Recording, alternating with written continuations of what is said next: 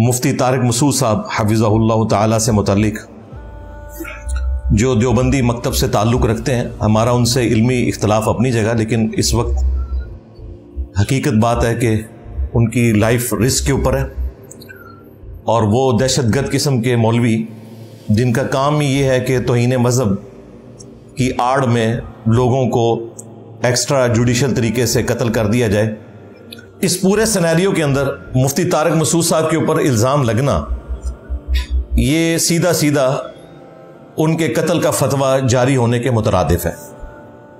اور آپ کو پتہ ہے یہ جو چشتی رسول اللہ پارٹی ہے، ٹی ایل پی والے، جن کے دھرنے صرف قادیانیوں کے خلاف ہیں، چشتی رسول اللہ والی کتابیں وہیں سے پرنٹ ہوتی ہیں جہاں سے وہ لاہور سے دھرنا لے کے نکلتے ہیں، لیکن کبھی ان کی دکانوں کے باہر آپ کو یہ دھرنا دیتے ہوئے نظر نہیں آئیں گے، کیونکہ یہ ان کے گھر کی بات ہے۔ تو یہ جو چشتی رسول اللہ پارٹی ہے، ٹی ایل پی والے، انہیں ایک اچھا موقع مل گیا دیوبندیوں سے اپنا پرانا غصہ اتارنے کا، اور انہوں نے ٹویٹر کے اوپر بھی ٹرینڈ چلانا شروع کر دیا اور مختلف پوسٹیں بھی لگائیں، مختلف علماء نے بھی تقریریں ریکارڈ کیں۔ اب وہ خطرناک بات بھی آپ یاد رکھیے گا کہ ان کے نزدیک تو توبہ قبول ہی نہیں ہے جب تک کہ بندے کو مار نہ دیا جائے۔ تو یہ توبہ یا رجوع ریکارڈ کروانا یہ ان مسلمانوں کے لیے جو قرآن و سنت کے ماننے والے ہیں۔ جو بابوں کے ماننے والے ہیں وہ تو اپنے مولویوں کے اور بابوں کے پیچھے چلتے ہیں، سیدھی سی بات ہے۔ اس لیے میں تو مفتی طارق مسعود صاحب کو یہ مشورہ دوں گا، آج کل وہ کسی فورن ٹور پہ ہیں، غالباً کینیڈا گئے ہیں، تو کچھ عرصہ وہیں رہیں، سیدھی سی بات ہے۔ اس کی وجہ یہ ہے کہ جنید جمشید صاحب نے کچھ بھی نہیں کیا تھا، ان کی زندگی انہوں نے اجیرن بنا دی تھی۔ ایئرپورٹ کے اوپر بھی ان پر اٹیک ہوا، وہ تو اللہ تعالیٰ نے انہیں اٹھا لیا، ادروائز انہیں بھی شہید کر دینا تھا۔ طارق مسعود صاحب کا جو جرم ہے وہ ان سے بہت بڑا ہے، اور اس میں کوئی شک نہیں ہے کہ ان سے گستاخی ہوئی ہے۔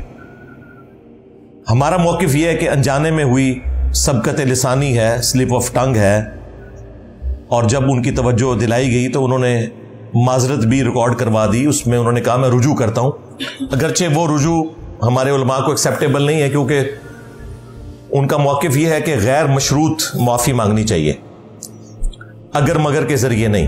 تو میرے خیال ہے مفتی صاحب کو اس قسم کی بھی ایک معافی ویڈیو میں ریکارڈ کروا دینی چاہیے، ادروائز انہوں نے پیچھے نہیں ہٹنا۔ ویسے تو چانس ہے کہ ابھی بھی پیچھے نہ ہٹیں، لیکن جب ان کی منہ بولی آپ خواہش پوری کر دیں گے تو پھر ان کے پاس کوئی اخلاقی جواز نہیں رہے گا۔ بہرحال اب پوری زندگی ان کی اس اعتبار سے تو ونریبل ہے، کیونکہ جو لوگ دہشت گرد مولویوں کے تربیت یافتہ ہیں وہ تو ان کی طاق میں رہیں گے، کیونکہ انہوں نے جنت میں پہنچنے کے لیے آسان ذریعہ اسی کو بنانا ہے، اور کوئی نیکی کا کام انہوں نے کیا یا نہیں کیا، اپنے زوم میں انہوں نے یہ نیکی کا کام کر کے جنت کمانی ہے۔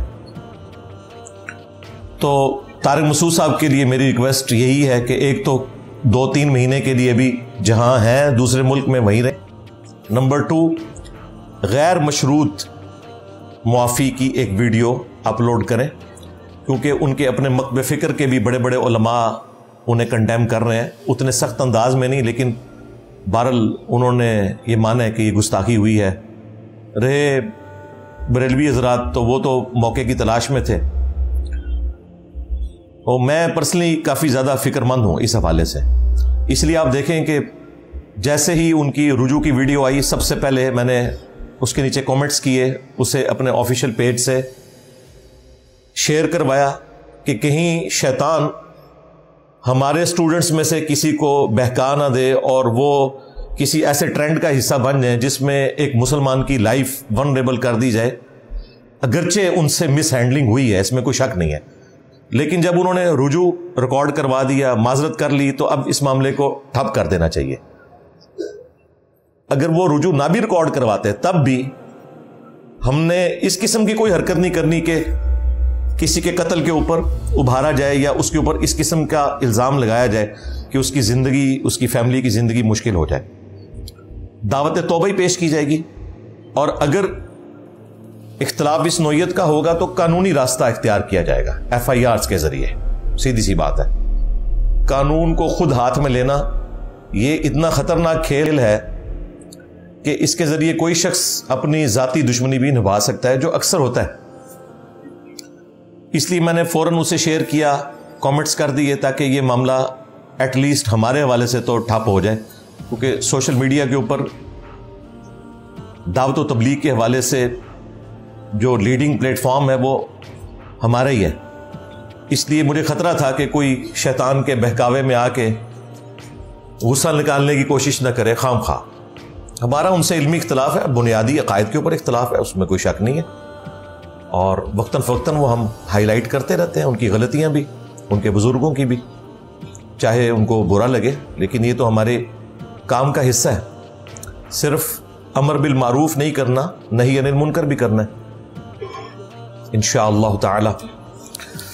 तो ये जो उनकी वीडियो है वो इंटरनेट के ऊपर अवेलेबल है, कुछ उसके शॉर्ट्स करीब वाले भी अवेलेबल है। जिसके ऊपर ज़्यादा हंगामा खड़ा किया है वो पीछे से किसी ने अपने मोबाइल में बनाई हुई है और उसे अपलोड कर दिया। ज़ाहिर है वो तकरीर कर रहे थे तो अपलोड ही होनी थी। उस तकरीर के बाद भी वहां बैठे हुए लोगों ने उनका अलग से एक इंटरव्यू किया इसी बात के ऊपर। वहां बैठे हुए लोगों को यह बात समझ आ गई थी कि इनसे मसला मिस हैंडल हो गया। फिर एक शख्स ने उनके साथ बैठ के वीडियो बनाई है जिसमें उन्होंने कहा कि ये आप क्या कर रहे हैं, इस तरीके से तो आप काफिरों के हाथ में एक हथियार दे रहे हैं। तो उन्होंने कहा नहीं, काफिरों को जवाब मिल जाएगा मेरी इस बात से। और फिर अपनी बात की दलील में मुख्तलिफ वो बातें करते रहे, वो मैं थोड़ा बहुत यहाँ पे डिस्कस भी कर लूँगा इंशाअल्लाह।